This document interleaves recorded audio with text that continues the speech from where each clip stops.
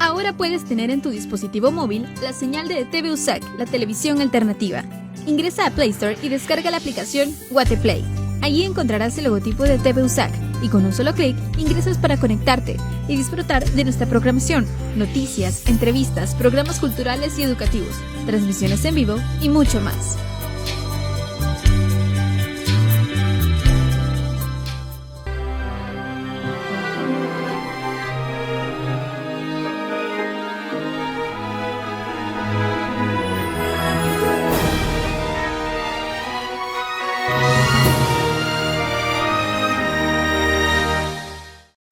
Coronavirus, la pandemia.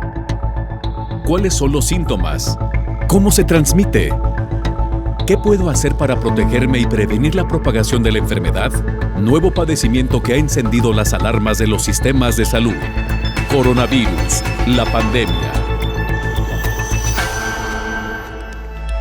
En fin de semana también tenemos programa especial Coronavirus, la pandemia. Hacemos un recuento de lo que le hemos presentado a lo largo de los últimos días. Y vamos a iniciar este recorrido y esta recopilación de notas y de información que le hemos presentado con nuestro compañero Pablo Gómez, corresponsal de la agencia EFE, para que nos presente el más reciente informe de la Organización Mundial de la Salud. Hola, ¿qué tal? Buenos días, Belén. Buenos días a todo el auditorio de Canal 44. Los contagios de coronavirus rondan los 132,5 millones en el mundo, según los datos ofrecidos por la Organización Mundial de la Salud. La COVID ha sumado por encima del 500,000 de nuevos contagios diarios prácticamente en todas las jornadas de este mes de abril, y el total de fallecidos a nivel global ronda ya los 2,9 millones, oscilando entre los 6.000 y los 11.000 diarios en esta última semana. Por regiones, América supera ya los 57 millones de casos positivos y cuenta con casi 1,4 millones de muertes.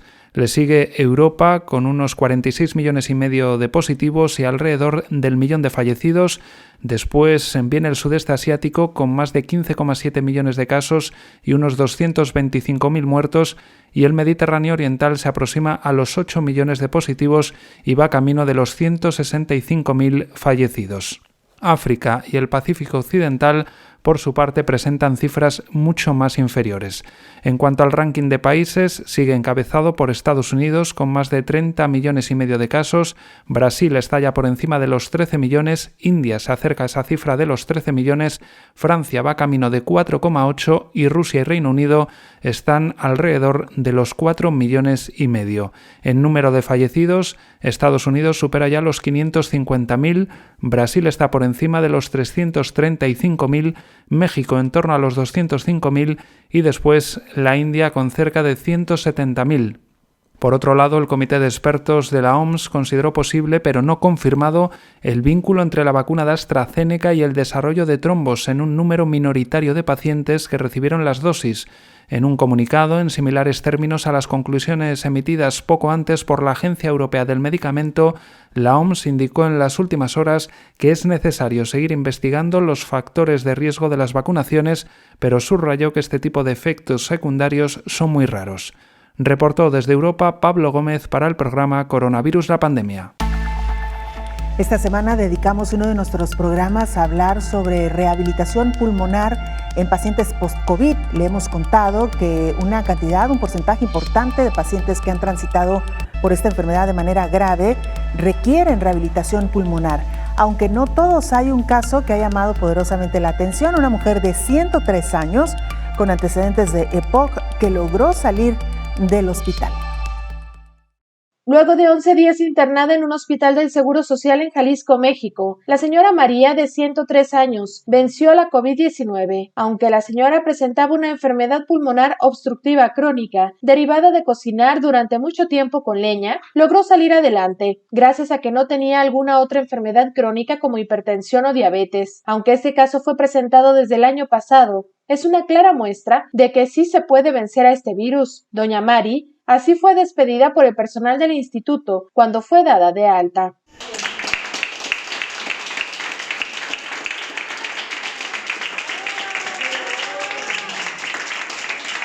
Mari, te cuida mucho, Mari. Igualmente, cuídense ustedes también. La vamos a extrañar. Yo lo haré por ustedes. Igualmente.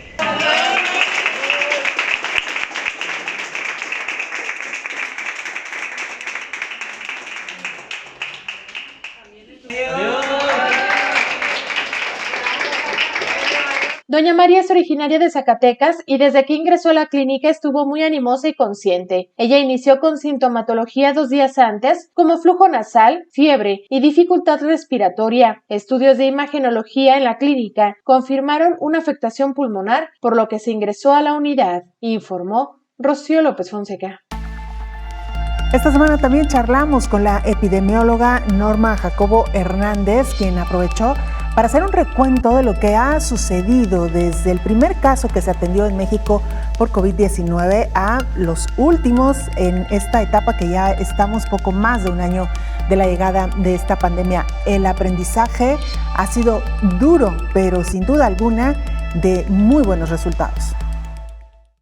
Pues fíjate que recordarlo ahora, en lo personal, te puedo decir que me cuestiono muchas veces cómo nos atrevimos a enfrentarnos a situaciones que, como tú lo dices, eran desconocidas y representaban tanto riesgo para nosotros, incluyendo el hecho de tomar una muestra y no utilizábamos el equipo de protección que teníamos de la manera adecuada porque no teníamos la experiencia en este tipo de muestras. Yo recuerdo el primer paciente que muestré, el primer cadáver en el que tuvimos que realizar actividades para proteger a todo el personal, el cuestionarnos si todos los tubos que tenía el paciente había que retirarlos, no retirarlos, las sondas nasofaringias que habían tenido contacto directo con los flujos positivos del paciente, cómo retirarlos sin que el personal se contaminara, el personal de intendencia que tenía que ayudarnos a sanitizar las áreas.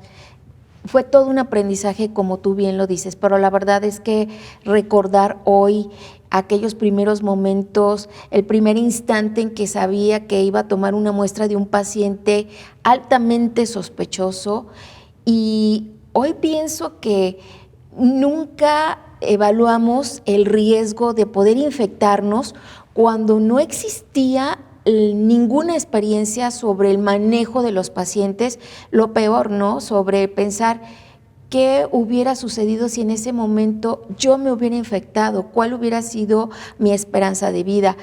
Justamente el personal médico, las enfermeras, los camilleros, hemos sido el personal que ha perdido la vida ante esta batalla, y la verdad es que un año después poder estar aquí frente a ti, ante la población, ante mis compañeros, es algo que personalmente agradezco. Ha habido muchas noches que han sido críticas en mi unidad, una noche con casi 30 defunciones, que es el número de defunciones que generalmente atendemos durante un mes. Verlos en una noche no ha sido nada sencillo. No sabíamos mucho sobre el uso de cubrebocas, es la verdad, si era el tricapa, si era el N95, si era el KN95, etcétera. No había insumos, como tú bien lo comentas, simplemente los respiradores que necesitábamos para los pacientes en nuestro país tuvieron que llegar de otros lugares. Tuvo que haber una fabricación de emergencia en todo el mundo para poder apoyar. Habrá que recordar que en Europa, en los primeros brotes, pues esa fue una de las necesidades y de las etapas críticas, que no había suficientes aparatos para poder apoyar en la ventilación mecánica a los pacientes. Afortunadamente eso ya no ocurrió en nuestro país, pero efectivamente nos tomó por sorpresa, y yo creo que una de las mejores experiencias de éxito es que es verdad, hay millones de casos registrados en el mundo, pero son más los millones de pacientes que se han recuperado, con secuelas, porque como tú bien lo dices, hemos venido aprendiendo. De inicio pensábamos que era solamente una enfermedad que afectaba las vías respiratorias, hoy vemos que ocasiona dermatitis, un sinfín de secuelas, de las que en algunas de ellas no sabemos todavía cómo es la rehabilitación, pero bueno, algo de lo que continuamos aprendiendo. Yo te puedo hablar de varios de mis compañeros. Para mí ha sido muy doloroso, muy impresionante ver entrar a mis compañeros al área COVID en esta cápsula. Afortunadamente algunos de ellos han salvado la vida, otros no.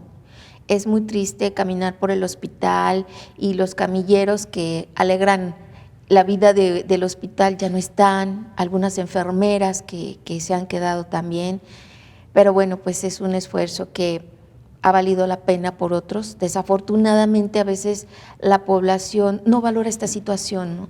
Yo veo en este momento las imágenes de la población en la playa y tú te preguntas si vale la pena, no el sacrificio, pero las vidas que hemos perdido, los compañeros que ya no están. Esa pregunta creo que siempre va a estar presente. Hay que recordar que hace un año la historia de COVID inició exactamente así. Tuvimos los primeros casos en la segunda quincena de marzo, las primeras defunciones en el estado. Posteriormente vino la Semana Santa y ahí fue justamente cuando inició el repunte de los casos, que en las fiestas patrias y después en este periodo prolongado del mes de diciembre fue lo que vino generando esta ola de COVID y de defunciones, en donde nos llevó a tener un caso o casos importantes en el hospital. Había ambulancias que estaban esperando poder ingresar pacientes a los hospitales públicos y privados, saturando justamente el sector salud. Y bueno, pues esperemos que estas vacaciones de Semana Santa no tengan la misma respuesta. Creo que es uno de los puntos más difíciles porque hasta el día de hoy no existe un tratamiento específico para COVID. Se maneja un medicamento, después la Organización Mundial de la Salud dice que siempre no, alguna otra universidad de renombre en el mundo dice ahora siempre no, y hemos estado trabajando como a la prueba error. Por fortuna, cada uno de los hospitales, cada uno de los institutos ha establecido un esquema de tratamiento, y entonces si en un inicio veíamos una mortalidad, una letalidad del 100% de los pacientes intubados, afortunadamente hoy no es así. En un principio la población no aceptaba ser intubada. Debo decirte que incluso yo se lo llegué a comentar al neumólogo, ¿no? Le dije, ¿sabes una cosa? Si me llego a infectar, un favor te pido, solo no me intubes. Hoy no haría esto.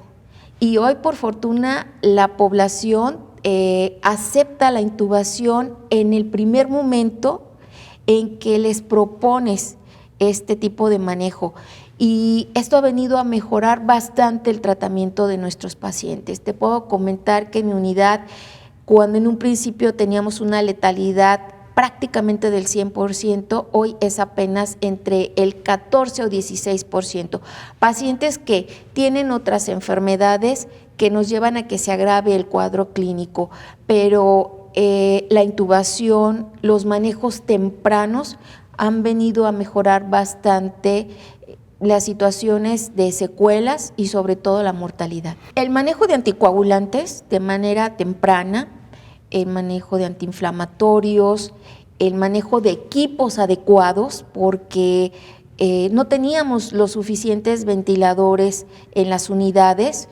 Por ejemplo, a mi unidad llegaron cerca de 50 ventiladores más, entonces ya no es solamente los pacientes que podían ingresar a la terapia intensiva, hoy pueden estar en cualquier parte del hospital y darles ese apoyo.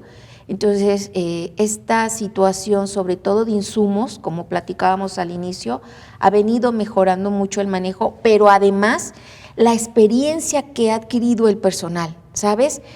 El personal que se encuentra en este momento en los hospitales somos los mismos que iniciamos hace un año. Entonces, hemos aprendido a identificar al paciente.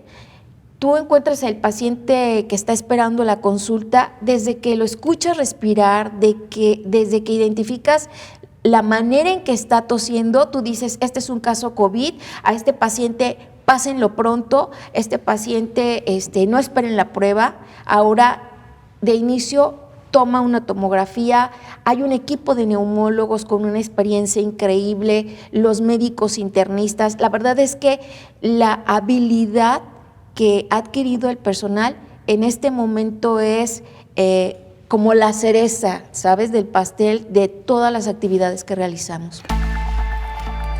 Vamos a la pausa, regresamos con más.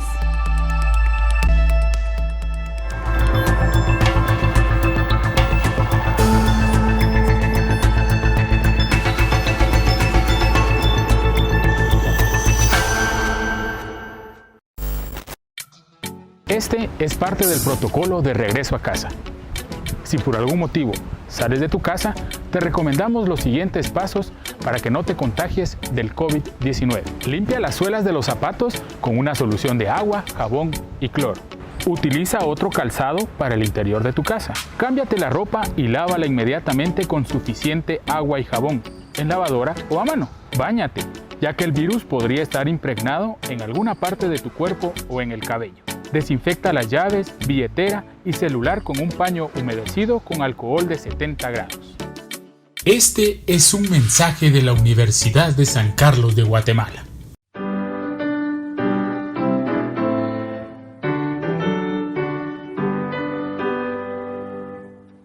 Gaudiamus igitur, Iumen est consumus. Gaudiamus igitur, Iumen est consumus.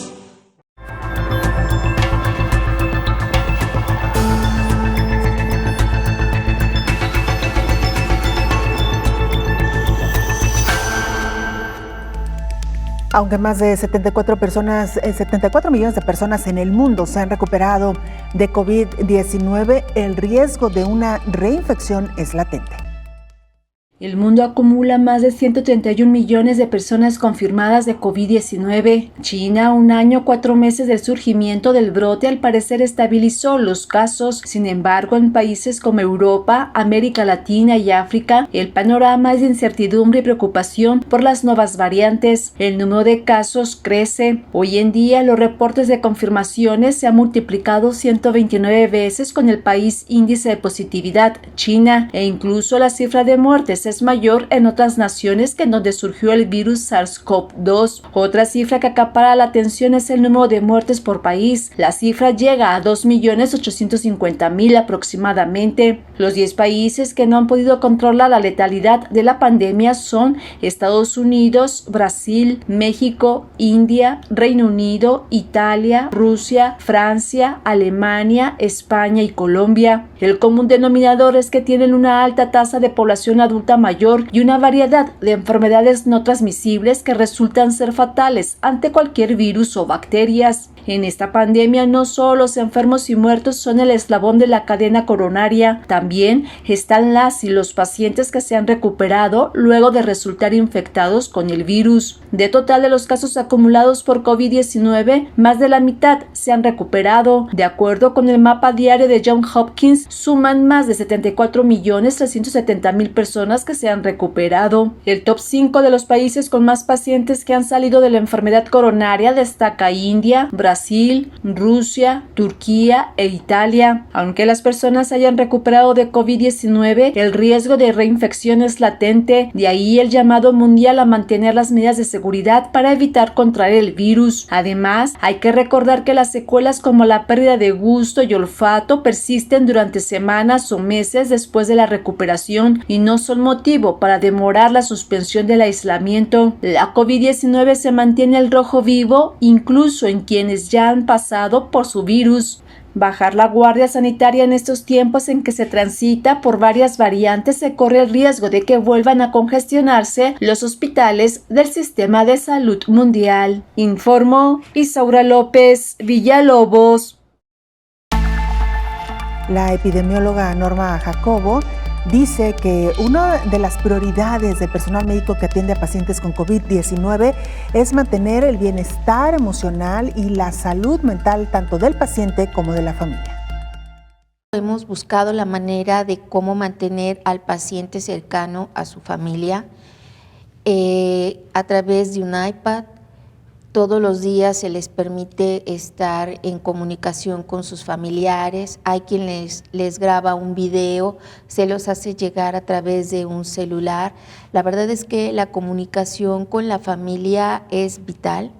Tenemos el apoyo de algunos sacerdotes que previamente han tomado un curso de entrenamiento en el manejo del equipo de protección y van a visitar a los familiares, a los pacientes, darles este apoyo emocional que requieren. Una gran cantidad de médicos y enfermeras, especialmente los que tienen especialidad en tanatología, han sido de mucho apoyo para ellos. Te puedo hablar del caso de dos de mis compañeros, uno de ellos, mi mejor amigo, cuando me dicen, acaba de llegar, está en el área de urgencias, el enfermero que me acompaña siempre tomando los signos vitales de los pacientes, y lo veo en el área, regreso unas horas después, me asomo y lo veo intubado, y no creí que fuera él. Duró 21 días intubado. En este ínter ocurre en mi hospital lo que no había sucedido en casi 50 años, el hospital se apaga, no funcionó la planta de luz en algunas horas. Yo recuerdo que estaba en casa y nos envían un mensaje a todos los médicos más cercanos a acudir, porque los que estaban en el hospital estaban ambuceando con sus manos, ya tenían tiempo, estaban cansados, era un fin de semana largo. Llegué corriendo al 8º piso porque dije, no es posible, o sea, tiene que vivir. Y llego y me dicen, no se preocupe, doctora, ese ventilador sigue funcionando. Recuerdo cómo caminando por los pasillos, por las salas del hospital, para ver en qué podía apoyar, parecía un campo de guerra. No había luz, alusándose con los celulares, los gritos, los ventiladores que empezaban a fallar, los pocos médicos que había apoyando a los pacientes con un ambú. La verdad es que fue uno de los momentos más difíciles. De verdad que yo le pedí a Dios el más grande de sus milagros. Creo que en esa noche no fue un solo caso de éxito, fueron muchas vidas salvadas. Y bueno, después de ello, algunos otros compañeros que he visto salir con vida, el último de ellos, 2 meses de intubación, uno de los médicos COVID, y verlos salir con vida cuando son mis compañeros de muchos años de trabajo. Como te comentaba, verlos entregarse desde los policías que están al ingreso hasta los médicos de las terapias intensivas, y nunca pensar en que nos va la vida de por medio. Gracias. Tal vez otro sector, otro tipo de profesionista se hubiera puesto en huelga y hubiera dicho, nos está costando la vida. Pero los médicos y las enfermeras, algo que yo de verdad agradezco y admiro de cada uno de mis compañeros, es que a pesar de estar de cara a cara con el virus, ¿sabes? De cara a cara con el paciente, sabiendo que en ese momento puede expectorar y te puede infectar, y nadie ha dicho, hasta el día de hoy es mi trabajo porque estoy en riesgo. Y esa es una de las cosas que admiro de el equipo médico, no solamente de nuestro país, sino de todo el mundo. Creo que es el personal que más se ha fraternizado con la población. Mucho se ha hablado de cómo yo tomo la temperatura, en dónde la tomo. Hay personas que de verdad no dejan que se registre la temperatura en su cara, y ese es uno de los errores más grandes, porque tomarnos la temperatura en la mano, en el brazo, tiene una diferencia hasta de 3 grados si yo la tomo en la cara, sí, principalmente en la frente. ¿Qué tal que a mí me dicen, tienes 35 grados, adelante? Pero si me lo hubieran tomado en la cara, hubiera sido de 38 grados, y entonces la alerta real que se debe estar identificando no se hace. Entonces, pedirle a la población y recordarles que el monitoreo de la temperatura es vital y que no causa ningún daño, es todo lo contrario, es una manera de protegernos todos. Alfredo Durán, reportero del canal TRO en Colombia, nos presenta el siguiente informe. ¿Qué tal? Un saludo muy especial desde Colombia. Iniciamos con toda la información sanitaria en materia del COVID-19, porque en esa parte del mundo la pandemia no da tregua. Quiero contarles las cifras. A la fecha, las autoridades sanitarias entregaron un nuevo reporte de cómo estamos con los casos y los contagios de COVID-19. Colombia llegó a los 2.417.000 personas contagiadas de COVID-19 en los más de 365 días que llevamos de la pandemia. 11.000 nuevos casos, lo que sigue generando preocupación para las autoridades, porque las semanas anteriores veníamos registrando una cifra entre los 8.000, entre los 9.000, pero ya se duplicó y se triplicó, llegando a los 11.000 nuevos casos. Es decir, Colombia también tiene recuperados de 2.292.000 personas que se han recuperado satisfactoriamente. Eso quiere decir que comparado con la cifra de los 2.417.000 personas que están promedio de los casos que se han registrado, solo 54.000 casos siguen activos. Quiere decir que 10.000 más de los que registrábamos la semana anterior. Cabe recordar que hablábamos de los 40.000, ya estamos sobre los 54.000.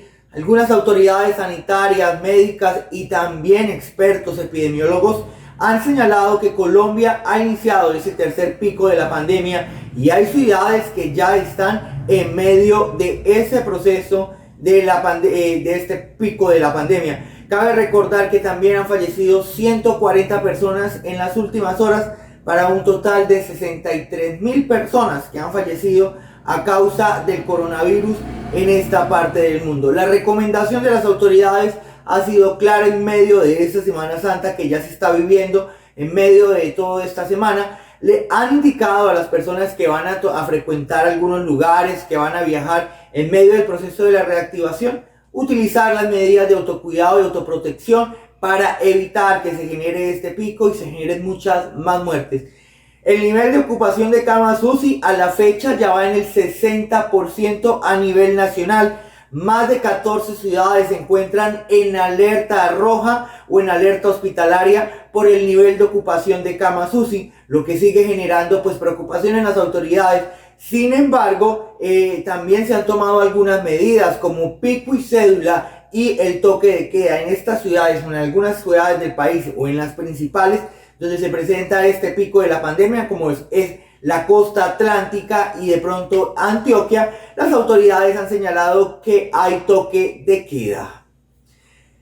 Hablemos ahora de vacunación. En temas de vacunación, ¿cómo está el país? Ya llegamos a los 2 millones de personas vacunadas. El gobierno nacional ha señalado que este proceso de vacunación ya va sobre el 4%. Aunque sigue siendo lento el proceso, las autoridades continúan buscando llegar a las comunidades, llegar a todos los puntos del país con esa vacunación masiva, casa a casa, puerta a puerta. Y en el país por ahora se están vacunando los adultos mayores de 80 años y también las personas entre los 70 hacia los 80 años. Es el proceso de vacunación por ahora en el país. Se espera, o el gobierno nacional ha señalado que la meta es al mes de abril, o finalizando todo el mes de abril, poder inmunizar a más de 3 millones de personas. En envíos de vacunas ya se han han registrado 14 envíos de vacunas de los diferentes laboratorios. Sinovac, 2.500.000 vacunas. Pfizer, 500.000 vacunas. El sistema COVAX, hay cerca de 117.000 vacunas en todo el país. Pues estas son las recomendaciones, estas son las cifras, así está Colombia en materia sanitaria. Y la invitación sigue siendo esa, a utilizar las medidas de protección y a mantener todas esas medidas para evitar que la pandemia siga en aumento. Esa es la información que tenemos desde Cúcuta. Alfredo Durán, ustedes tienen mucha más información. Una pausa, regresamos con más.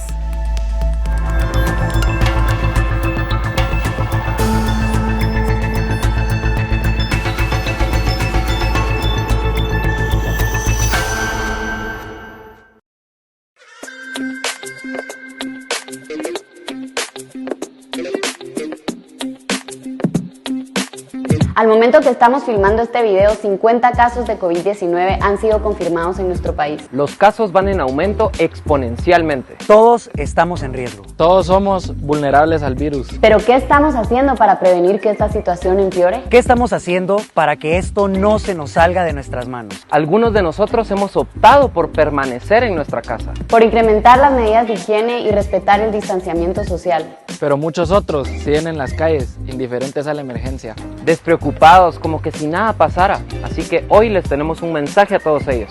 Todos tenemos un rol importante en la lucha contra el COVID-19. Todos podemos ayudar a frenar la propagación de este virus tan contagioso. Y hay una manera muy fácil en la que podemos colaborar, con una mascarilla.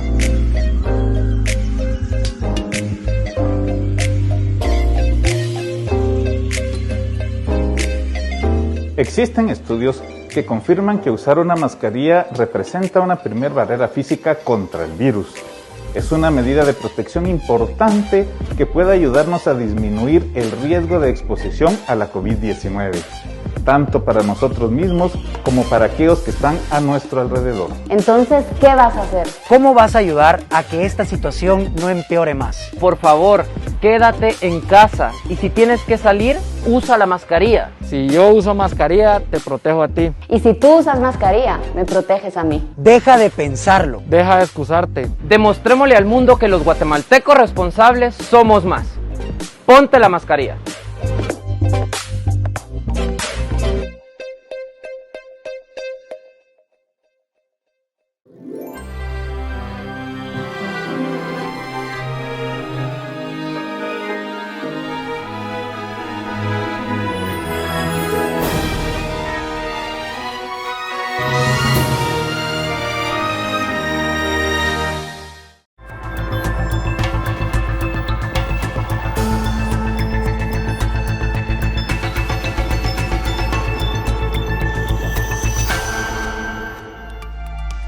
El síndrome inflamatorio multisistémico pediátrico es considerado hoy por hoy una afección grave en niños que han padecido o que tienen COVID-19. Según el reporte publicado hace un mes de la Real Escuela de Pediatría y Salud Infantil de Reino Unido, en el mundo se estima que 1 de cada 5.000 niños que padecen COVID-19 desarrollan el síndrome inflamatorio multisistémico pediátrico. La Clínica Mayo, en Estados Unidos, lo califica como una afección grave. Siguen reportándose casos en el mundo. Por ejemplo, en Chile, en las últimas semanas, se reportó la muerte de una niña de 11 años y un joven de 16, ambos a causa de una afección relacionada con la COVID-19. Según los especialistas, fueron casos de síndrome inflamatorio multisistémico pediátrico. Esta condición no es frecuente y se comenzó a detectar hace casi un año en varios países, durante los primeros meses de la pandemia.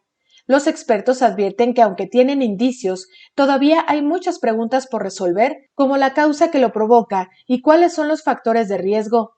También explican que aunque es tratable, es importante detectarlo pronto para evitar complicaciones y desenlaces fatales. En la mayoría de los casos lo son. El síndrome fue descrito por primera vez en mayo de 2020 en un grupo de niños ingresados en cuidados intensivos en el sur de Londres que evidenciaban un estado de hiperinflamación multisistémica con características similares a la enfermedad de Kawasaki y al síndrome de choque tóxico. Fiebre alta, escozor, hinchazón de los ganglios en el cuello y enrojecimiento de la piel son algunos de los síntomas del síndrome ligado a la COVID-19 y que ha afectado principalmente a menores de 10 años, informó Rocío López Fonseca. Naomi Mesa, nuestra compañera periodista de STV Telebásica, nos presenta la siguiente información. Un saludo para ti, Belén, y para toda la audiencia de Canal 44. Tras la Semana Santa en Honduras, el sistema de control biométrico del Instituto Nacional de Inmigración registró que 30.406 viajeros internacionales ingresaron al país por motivos de turismo. De igual manera, a pesar de aún estar en medio de la pandemia del COVID-19, una nueva caravana de inmigrantes salió de Honduras rumbo a Estados Unidos. Por lo menos un centenar de hondureños, entre ellos muchos menores de edad, mujeres y hombres, llegaron el pasado lunes por la noche a la Gran Central Metropolitana, la principal terminal de autobuses de la ciudad de San Pedro Sula. Honduras ya sobrepasa los 190.600 casos positivos por COVID-19. Se reportan más de 73.300 personas recuperadas, pero con el lamentable deceso de más de 4.600 hondureños. Intentando reactivar un poco la normalidad educativa, luego de casi un año que las clases presenciales se suspendieron, SINAGER ha dado luz verdes a algunas escuelas y universidades para comenzar el pilotaje de ensayos para un retorno seguro a las actividades académicas de algunas carreras, tomando las medidas de bioseguridad respectivas. Por otro lado, Honduras sigue en espera de la vacuna rusa Sputnik V, contrato que tiene vigencia desde inicios del mes de marzo, para la adquisición de 4.2 millones de dosis de la vacuna contra el COVID-19 que inmunizaría a 2.1 millones de hondureños. Marco Midense, ministro de Finanzas, mencionó que desde Rusia informaron que aumentarán la producción de vacunas para enviar las dosis a los catrachos. Explicó que hay una demanda excesiva global y a eso se debe la demora. Hasta el momento, Honduras ha vacunado a un poco más de 50,000 personas, de las cuales 2,787 estaban en el proceso de recibir la segunda dosis de la vacuna Moderna donada por Israel. El resto solamente tiene la primera dosis de la vacuna de AstraZeneca, que llegó al país por donación mediante el mecanismo COVAX. Les seguimos recordando a los hondureños que se cuiden en todo momento. No olviden las medidas de bioseguridad y que de no ser necesario no salgan de su casa. Para Coronavirus la Pandemia, informó Naomi Mesa de STV Telebásica. Ante el incremento en el número de casos de COVID-19 en niños, algo que al principio de la pandemia se consideraba poco común, decidimos invitar al pediatra Miguel Ángel Bonal para que nos dijera qué está sucediendo con el COVID-19, particularmente en este sector poblacional. Algo de lo que más preocupa hoy por hoy a los pediatras son las reacciones adversas, las reacciones graves que los niños están presentando. Hay que entender cómo actúa una enfermedad. Entonces, en el momento que entra cualquier agente del cual me tengo que defender, mi organismo responde aumentando todo su sistema de defensa. Entonces, ante una infección o una agresión, la respuesta inflamatoria sistémica se da activando todos los mecanismos de defensa. Y entonces aparece fiebre y la liberación de sustancias que son las interleucinas, citocinas, macrófagos, todo el sistema de defensa.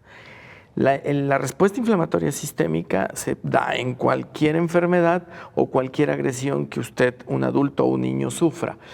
En el caso del virus SARS-CoV-2, por las condiciones que se da, lo que se ha visto es que esa respuesta no se frena, igual en los niños y en los adultos. Y la respuesta se da de manera tardía o se mantiene de manera tardía, lo que ocasiona que aún sin presentar la enfermedad clásica del adulto, que es alrededor de la segunda semana, que empieza con dificultad respiratoria y otras manifestaciones que agravan y ponen en riesgo la vida, el niño tiene un periodo un poco más prolongado después de la segunda o tercera semana, donde empieza, como dato importante, la fiebre, empiezan a dañarse órganos y sistemas que son vitales para vivir. Corazón, riñones, hígado, páncreas, sangre. Y entonces se desarrolla una respuesta exagerada con daño a otros órganos que ponen en riesgo la vida. Lo último reportado en el subregistro de esta enfermedad, porque al fin de cuentas los médicos tenemos que estar muy atentos a esto, y entonces el subregistro sí se da, entonces no tenemos muchos casos detectados, pero alrededor del 2% de la población general en infantil está desarrollando esto, es lo que se estima, el 2%. Estamos hablando que de 1,000 casos de coronavirus se pueden estar presentando un porcentaje, 20 casos. La vacuna va a ser muy importante porque, ahorita nos podemos vacunar o se pueden vacunar, o se deberían de vacunar los mayores de 16 años. Entonces, cuando la vacuna o las pruebas ya estén dando esto, va a ser la única manera que podremos evitar que se dé esto. Esto se está viendo en los adultos. Los adultos vacunados no se están dando formas severas o graves, que la respuesta inflamatoria sistémica sería una manifestación grave o severa de la enfermedad por COVID-19. Por lo tanto, darle a un niño un tratamiento como tal, no hay nada, aún siendo contacto estrecho. El contacto estrecho estuvo en contacto con alguien que tuvo coronavirus, el niño va a desarrollar la enfermedad.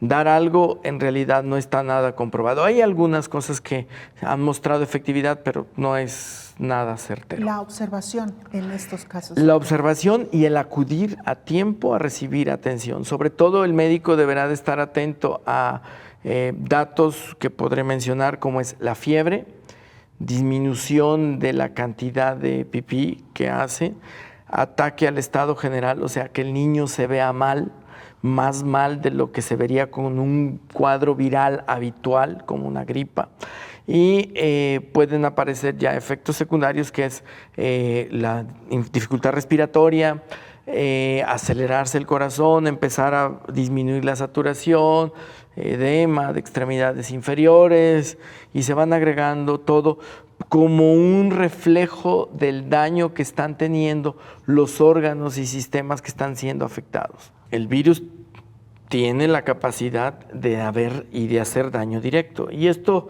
lo explicábamos porque el receptor de enzima convertidora de angiotensina, que es donde le gusta al virus, pues los niños también lo tienen, niños y adultos, solo que la disposición y la proporción en cuanto a número de receptores es menor en niños. El síndrome de respuesta inflamatoria multisistémica no nomás es por el que se dañe directamente por el virus, sino a consecuencia de la respuesta inflamatoria que se está teniendo para defenderse del virus. Entonces, el ejemplo del riñón, el depósito de interleucinas o el daño por interleucinas, macrófagos en el intersticio, glomérulo del niño, entonces hace que empiece a tirar proteínas y sangre.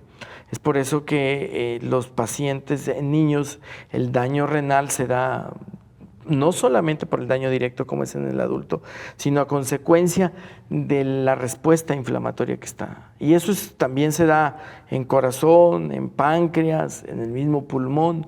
El síndrome de distrés respiratorio, de dificultad respiratoria, no solamente es por el daño directo, sino también por toda la consecuencia que se da para defenderse del virus. Y la estadística lo único que demuestra son 3 cosas.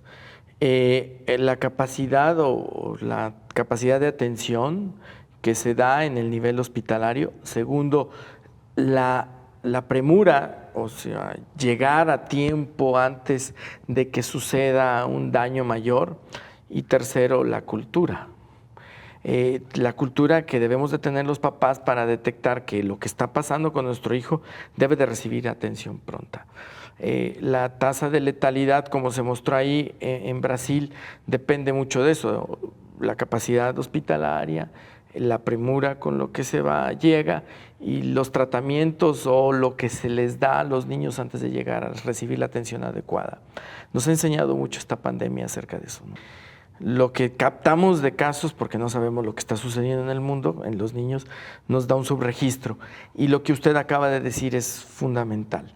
Los niños sí se pueden enfermar por el virus, aparte de ser asintomáticos, o sea, enfermos sin síntomas, y ser transmisores para los abuelos o las personas que los cuidan. Desarrollarán una enfermedad como es el síndrome de inflamatorio multisistémico entre la segunda, tercera, cuarta semana, sin haber tenido la enfermedad clásica del adulto, donde vamos a empezar a tener síntomas de daño ya a corazón, a riñón y a otros órganos, que son los que aumentan la mortalidad si no reciben atención temprana, ¿no? El síndrome de Kawasaki, como es una respuesta inflamatoria de manera exagerada, con una característica muy significativa, que esa respuesta inflamatoria de fiebre por más de 7 días, o sea, una fiebre que no sepa el médico qué es por más de 7 días. 2, aparecen lesiones en mucosas, o sea, se ponen más rojos las mucosas, ojos, boca, y puede aparecer un salpullido fino, pero lo que no vemos, que es lo característico de la descripción de esto, aparte de los síntomas mayores o los datos clínicos mayores, que son criterios mayores como es la fiebre y estos que mencioné, da una afección cardíaca que puede ser letal.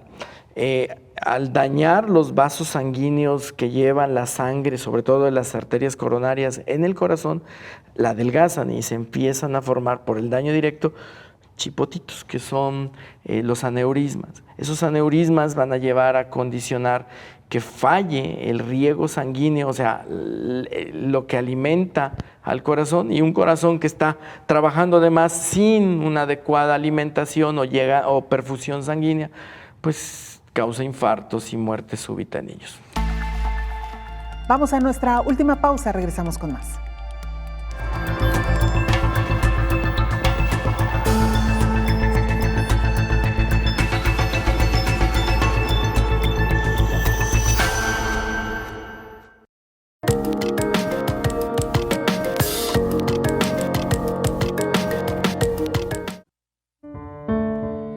Decían que la heroína sería el viaje de mi vida.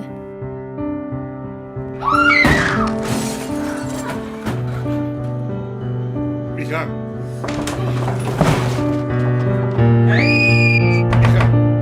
Escúchame.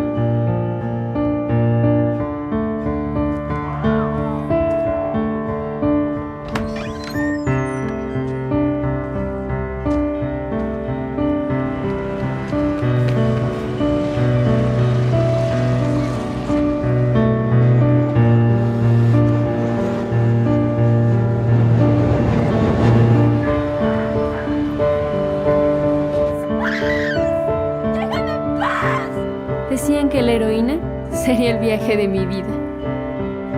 Mentían. Descubre la verdad de la heroína. Vidasindrogas.org.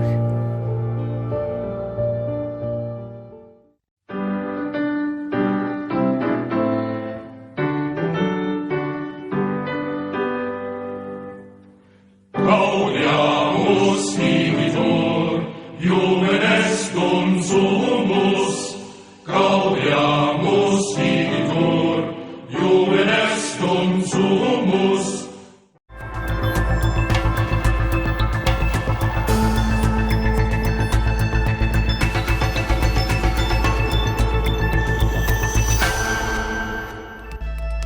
Brasil es hoy por hoy el país con mayor índice de letalidad en la población infantil, aún por arriba de Estados Unidos en niños que han padecido COVID-19.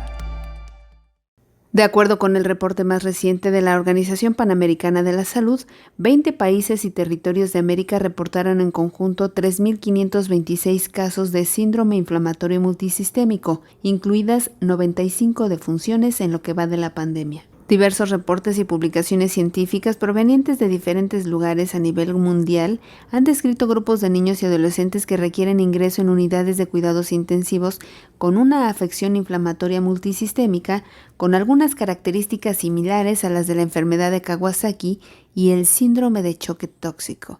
Estados Unidos de América ha reportado 2.071 casos con 30 defunciones confirmadas. Le sigue Brasil con 769 casos y 47 decesos. En tercer lugar está Chile con 157 casos y 2 muertes. República Dominicana reportó 129 casos y 5 muertes. Argentina contabiliza 125 casos y 1 defunción. Panamá 81 casos y 2 defunciones. Paraguay 63 casos y 5 muertes. Canadá 55 casos y Costa Rica 30 casos. Ambos países no reportan decesos. Aunque Estados Unidos tiene la mayor cantidad de casos de niños con síndrome inflamatorio que coincide con la infección por COVID-19, Brasil representa una mayor letalidad en este tipo de pacientes. De acuerdo con la información del organismo internacional, la letalidad en la Unión Americana sería de 1.5%, mientras que en Brasil es del 6%. Por otra parte, durante el mismo periodo, 24 países o territorios han informado oficialmente a la OPS que no han detectado casos de este tipo. En la medida que aumentan los casos, es importante que cada país caracterice los casos con el fin de contribuir a cerrar las brechas en la información, lo cual favorece la actualización de las medidas de manejo clínico y de respuesta, informó Elizabeth Ortiz. El pediatra Miguel Ángel Bonal nos amplió la información respecto a estos daños ocasionados en el organismo a consecuencia del virus SARS-CoV-2. Como es una respuesta inflamatoria sistémica exagerada, el uso de antiinflamatorios a dosis adecuadas, el uso de ayuda para el corazón y pulmones, no necesariamente intubando a los niños, es la piedra angular de esto. Y si se hace de manera correcta, prácticamente no deja secuelas. Estamos hablando de que uno pensaría que el riñón quedaría como en los adultos necesitando diálisis. No.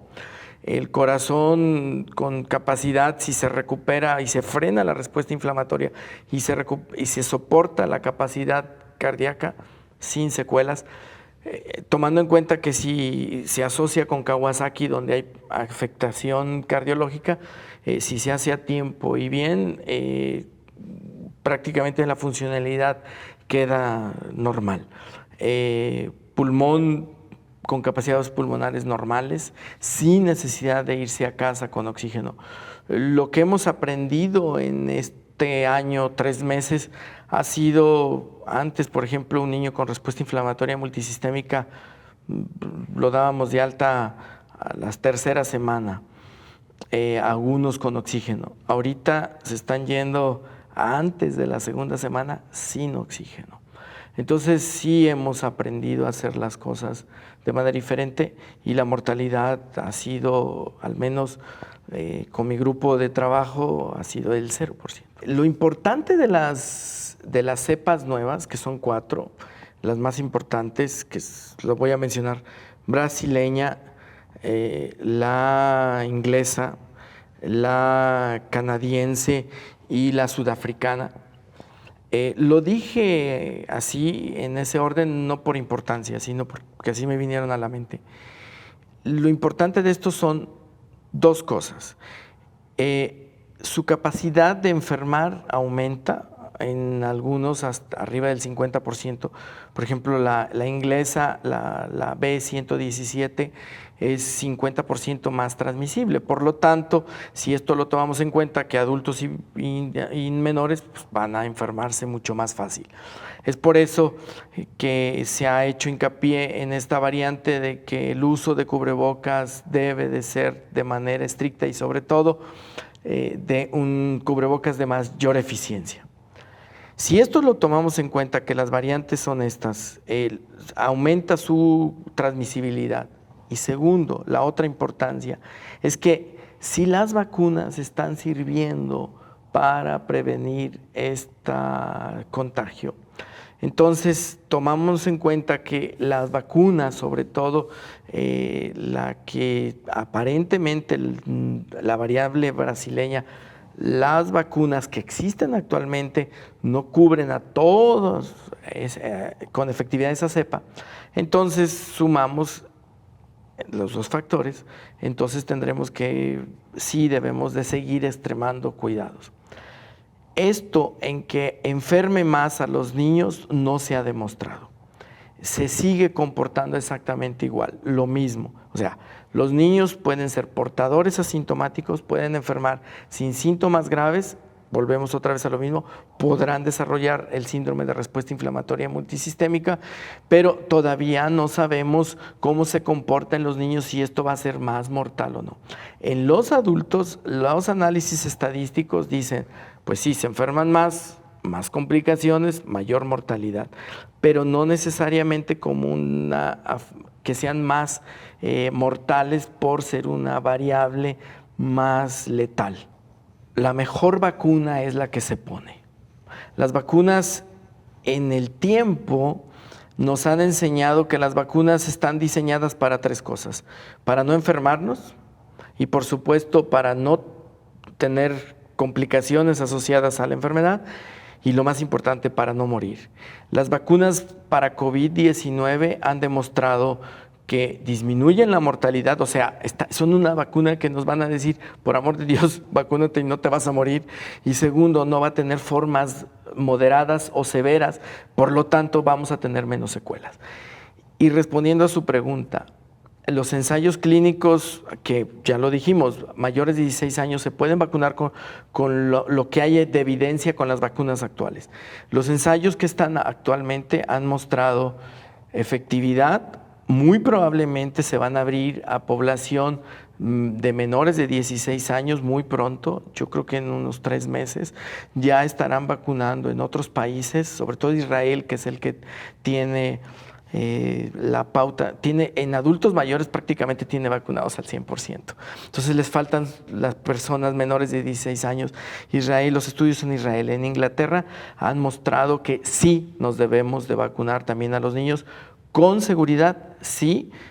Ahorita no quiero decir cuáles vacunas por el tipo, porque no quiero que empiecen y se está dando a que, sí se puede vacunar y quieran vacunar a los niños aquí en México. No, por favor. Es la misma principio tecnológico, RNA, o sea, inyectar el material para identificarlo, montarlo en un adenovirus como para que forme el virus y se reproduzca sin causar la enfermedad por COVID-19, o la vacuna del virus atenuado. ¿Es la misma tecnología? Sí, se va a tener que utilizar la misma tecnología de producción de vacuna. Lo que no sabemos es la cantidad de material que se va a inocular. El ejemplo es la vacuna de influenza. La vacuna de influenza, la dosis para vacunar adultos es, aunque sea la misma vacuna, es una, y la vacunación para menores de un año, menores de 2 años es distinta. Ya. Fiebre que no tenga un origen con posibilidades de haber sido contagiado por un portador después de la 2ª o 3ª semana, aun cuando creamos que no, puede ser COVID. Es por eso que los papás deben de tener en cuenta esto. Fiebres que no tenemos un origen, muy probablemente es una infección viral. Y ahora, en ese mundo de virus, adenovirus, coxsackie, sincicial respiratorio, parvovirus, rotavirus, virus influenza, parainfluenza, ahora se agrega virus COVID, SARS-CoV-2 de la enfermedad de COVID-19. Y lo importante, que ya lo escucharon, puede que no esté detectado el antígeno en la prueba de hisopado, pero ya tiene anticuerpos. Es la respuesta inflamatoria, la respuesta a la enfermedad, aun cuando no haya tenido síntomas respiratorios al inicio, puede desencadenar este síndrome de respuesta inflamatoria sistémica. La respuesta exagerada ante la infección no detectada del virus SARS-CoV-2. Tenemos no una adecuada cobertura ahorita porque no hay faltantes de vacunas. Entonces, por favor, aprovechen las que hay. Como lo dije, la mejor vacuna es la que se pone y la peor vacuna es la que nunca se pone teniendo acceso a ella. Entonces, con las medidas de precaución lo están haciendo. No hay largas filas, sobre todo pues, por el miedo. Hay muy poca gente que está queriendo vacunar a sus hijos. Vayan, háganlo.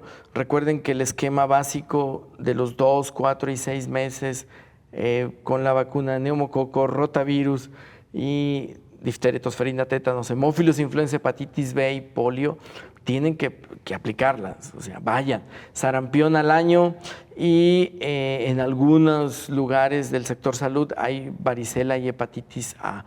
Hay que poner las vacunas, por favor. Los adultos son los que tendrían riesgo, o sea, los profesores son los que tendrían mayor riesgo de enfermarse, porque como los niños son portadores asintomáticos, pueden ir a la escuela aún sin síntomas de cualquier enfermedad y enfermar, si no hay la protección adecuada, a sus maestros, ¿no? La población en riesgo siempre va a ser tanto niños y adultos, pero en el caso de las escuelas, es por eso que es entendible que se estén tratando de vacunar a los maestros que sí van a regresar a la escuela, en algún momento dado que estén vacunados. Y los niños, nosotros tendremos que proteger a los maestros teniendo los cuidados que siempre debemos de tener. Por favor, los niños, como son portadores asintomáticos, eviten el contacto con personas enfermas, sana distancia, enséñenlos a utilizar el cubrebocas. Los mayores de 2 años pueden utilizar cubrebocas y las condiciones de bien ventilados, los lugares donde estemos, es lo más importante. Entonces, el prepararnos para el regreso a la escuela es tener la cultura suficiente de prevenir. Segundo, y las instalaciones adecuadas. Las aulas deben de estar con los mesabancos, con sana distancia y bien ventilados para que no haya concentración de virus dentro de los salones de clase. Y los niños mayores de 2 años, uso de cubrebocas. Esto es algo con lo que tendremos que vivir si es que queremos regresar lo más pronto posible a las actividades escolares en las aulas. Así llegamos al final de este programa especial. Gracias por habernos acompañado. Le recordamos que en fin de semana también tenemos programa de coronavirus, la pandemia. Lo esperamos mañana domingo con más de este recuento semanal. Hasta entonces. Coronavirus, la pandemia.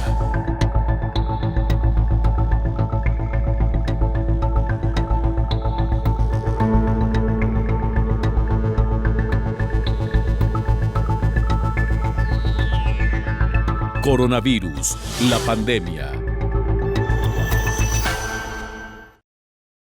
De pronto, el mundo se detuvo. El reloj dejó de girar. Las ciudades guardaron silencio y no supimos qué hacer. ¿El mundo volverá a ser el mismo? ¿Es esta la pregunta correcta? Debemos detenernos, cerrar los ojos y respirar.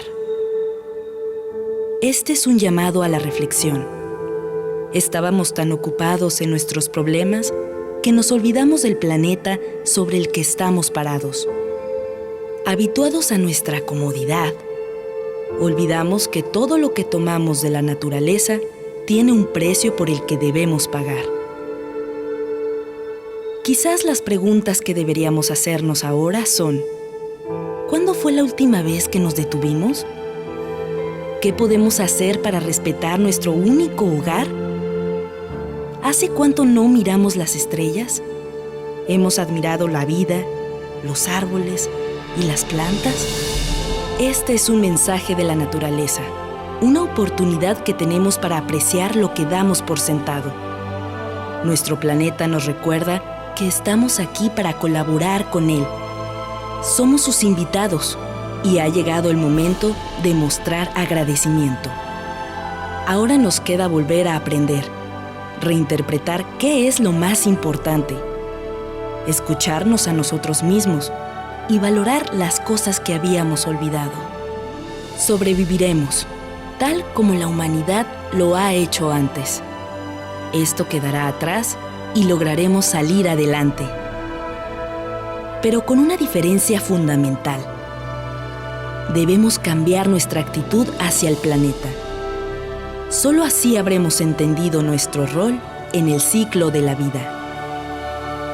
Las decisiones que tomemos para afrontar este problema no nos harán regresar a la normalidad.